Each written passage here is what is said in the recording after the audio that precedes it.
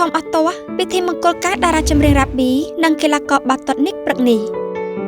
ពិធីមង្គលការរបស់តារាចម្រៀងស្រីរូបស្រស់រ៉ាប៊ីនិងកីឡាករបាល់ទាត់រូបសង្ហាលោកនេះបាននឹងកំពុងដំណើរការយ៉ាងរលូននៅថ្ងៃទី9 ខែឧសភាឆ្នាំ2025នេះដោយកម្មវិធីទាំងមូលបានប្រព្រឹត្តឡើងយ៉ាងអធិកអធមក្រោមវត្តមានចូលរួមពីបណ្ដាសាច់ញាតិទាំងសងខាងក៏ដូចជាភ្ញៀវកិត្តិយសជាច្រើនសម្លេងភ្លេងការប្រគំឬរងំយ៉ាងពីរោះនៅព្រឹកហាយជំនូនកូនកំលោះបានលើកផ្កាស្លាមកជូនកូនក្រមុំនៅក្នុងរោងពិធីដែលមានញាតិមិត្តជិតឆ្ងាយអមដំណើរពោពេញទៅដោយស្នាមញញឹមការជូនពរនិងសិរីសួស្តីសម្រាប់គូស្វាមីភរិយាថ្មីដោយឡែកភ្ញៀវកិត្តិយសនិងបណ្ដាអ្នកគាំទ្រកាន់តែលាន់មាត់សរសើរចំពោះភាពស័ក្តិសមរបស់គូស្វាមីភរិយាថ្មីមួយគូនេះដែលកូនក្រមុំមានរូបសម្រស់ស្រស់ផូរផង់សំជានារីខ្មែរក្នុងសម្លៀកបំពាក់ប្រពៃណីចំណែកកូនកំលោះក៏ស្រស់សង្ហារូបរាងខ្ពស់ស្រឡះទឹកមុខញញឹមញញែមរាក់ទាក់ភ្ញៀវ